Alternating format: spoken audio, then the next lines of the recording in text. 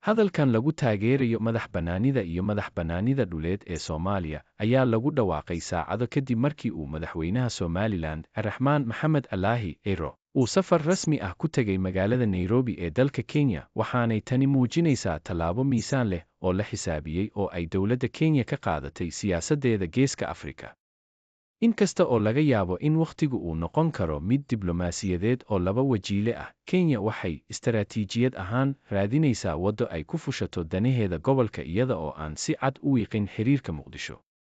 Tani waa dariiq aan leexleexad lahayn oo haddana daahsoon oo loogu sii dhowaanayo aqoonsiga madax-bannaanida dhabta ah ee Somaliland oo ka tarjumaysa xaqiiqooyin siyaasadeed iyo dhaqaale oo ballaadhan. Ma aha wax iska dhacay ama isburinaya in Kenya ay soo saartay bayaankaas dadweyne ee taageeraya dowladda federaalka ah ee Soomaaliya oo ay martigelisay hogaamiyaha Somaliland. Labada arrimood ee Kenya mudnaanta u leh ayaa la kashifay: ixtiraamka habdhaqanka diblomaasiyadeed iyadoo ku celinaysa ballanqaadka madax-bannaanida dhuleed ee Soomaaliya. Kenya waxay xushmaynaysaa xeerka Midowga Afrika ee xuduudaha muqaddaska ah ee gumaysiga, kaas oo fure u ah wadajirka gobolka iyo inaan loo arkin mid wax u dhimaya Muqdisho. Horumarinta danaha istiraatiijiga ah iyada oo marti u ah madaxweynaha Somaliland, Kenya waxa ay muujinaysaa in ay Hargeysa u aqoonsan tahay nidaam xasiloon oo ku yaala gobol aan xasiloonayn. Dowladda Somaliland ee sida wanaagsan u shaqaysa, gacan ku haynta dhulkeeda iyo rajada dhaqaale ayaa ka dhigaya saaxiib lama huraan u ah iskaashiga ganacsiga iyo amniga.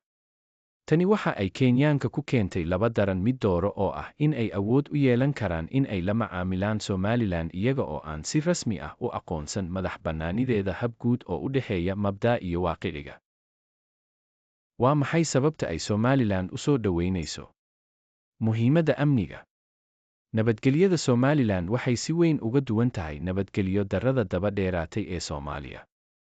Kenya oo safka hore ka ah kana mid ah dalalka halista ku ah dagaalka ka dhanka ah Al-shabaab, Kenya waxa ay aruurinaysay faa'iidooyinka sirdoonka iyo isku xirka xuduudka Hargeysa, taas oo ku guulaysatay in argagixisada ay si weyn uga fogaato. Kobcinta cilaaqaadka Somaliland waxay u adeegtaa sidii gobolka looga hortagi lahaa argagixisada iyadoo yaraynaysa cadaadiska ciidamada Kenya ee Soomaaliya jooga. Fursadaha dhaqaale wadaaga labada dal. Dekedda Berbera ee Somaliland dib loo cusboonaysiiyey oo ay maamusho DP World ayaa marin u ah Itoobiya oo aan bad lahayn, waxaanay la tartami karaysa Jabuuti.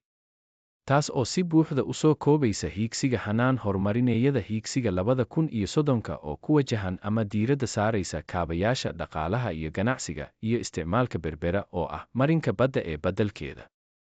Qaar ka mid ah faa'iidooyinka wadaagga ah ayaa sidoo kale ku jira kheyraadka Somaliland ee aan la sahansanayn iyo ka ganacsiga xoolaha nool oo taxan ilaa qayb weyn oo dhulka Kenya ka mid ah. Hoggaanka gobollada Geeska. Iyada oo la samaynaysa xidhiidh wada shaqayneed Somaliland, Kenya waxa ay isu diyaarinaysaa in ay dhexdhexaadiso wada hadallada Soomaaliya iyo Somaliland ee mustaqbalka, doorka ay ka ciyaarto Geeska Afrika. Tani waxay la socotaa rabitaanka madaxweyne Ruto ee ah in Kenya loo dhiso nabadqare qaaradeed ah ama leh, taas oo caddaynaysa doorka ay ku leedahay wada hadallada nabadda ee Suudaan iyo Itoobiya. Walaaca qarannimada Soomaaliya. Siyaasiyiinta Muqdisho ayaa marar badan ku tilmaamay xiriirka noocaasi ah inuu yahay xadgudub ka dhan ah madax-bannaanida Soomaaliya.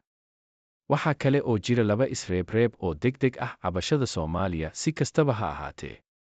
Waxqabad dheer oo dowladeed, dowladda federaalka ah ee Soomaaliya awood yar ayay leedahay, xataa Jubbaland iyo Puntlandba iska daa Somaliland, oo u shaqaynaysay sidii qaran ka go'ay ilaa iyo muddo ku dhow 35 sano ee tan iyo 1991. Munaafaqnimada federaalka. Nidaamka federaalku waxa uu siinayaa Galmudug iyo Hirshabeelle awoodda ismaamulka, laakiin ma aha Somaliland. Iswaafajin la'aantani waxay wiiqaysaa damiirka sare ee Muqdisho ee lagaga soo horjeedo is-xukunka Hargeysa. Hadalka ay Kenya ku sheegtay la talinta Muqdisho ee ay ku sheegtay warmurtiyeedkeeda waa caleen ama balag diblomaasiyadeed, iyadoo la aaminsan yahay in haddii la yiraahdo Muqdisho lala xiriiriyo iyada oo la aqoonsanayo Somaliland, xanuunka u muuqda inuu ku xadgudbay madax-bannaanida Soomaaliya waa la dhimay oo looga taxadiray si diblomaasiyeysan. Xaaladda Kenya ee ka qaybgalka doorka madax-bannaanida Somaliland iyo hordhaca tallaabooyinka diblomaasiyadeed oo heer gobol iyo Kenya ah. Kenya keliya maahan mida qaadanaysa habkan wax ku oolka ah. Itoobiya waxa ay Somaliland la saxeexatay is-afgarad isbeddelaya 2023 taas oo ka sarreeya diidmadii Muqdisho ee faa'iidooyinka dhaqaale. Imaaraadka Carabta waxay berbera ka shaqaysaa shirkadda DP World, waxaanay maalgelin xooggan ku samaynaysaa kaabayaasha dhaqaalaha Somaliland oo ay ku samaynayso qayb diblomaasiyad ganacsi oo la og yahay inay ka dhexeeyaan dowladaha khaliijka. Waddamada reer galbeedka haddii aan la helin aqoonsi buuxa, Maraykanka iyo Midowga Yurub waxay sii qoto dheereeyaan xidhiidhka ay la leeyihiin Somaliland ee dhinacyada horumarka iyo dimuqraadiyadda. Go'aanka Kenya ay ku aqoonsatay Kosovo 2025 ayaa sidoo kale muujinaysa in rabitaankeeda ah in ay ka fogaato dhaqanka diblomaasiyadeed ay u socoto halka ay danaheeda ka aragto. Doodda Somaliland oo ku qotonta dhul taariikhi ah oo madax bannaan, dowladnimo iyo xasilooni ayaa ka xoog badan ta Kosovo oo aan xubin ka ahayn Qaramada Midoobay. Kenya miyay labada dhinac ciyaaraysaa? Aragti khaldan. Dacaayado ayaa laga yaabaa in habdhaqanka Kenya ay ku sifeeyaan mid labalaab ah, balse taasi way tabanaysaa sida ay u shaqayso farsamada casriga ah. Siyaasadda Kenya way ka yar tahay inay la safato Muqdisho ama Hargeysa iyo in ka badan.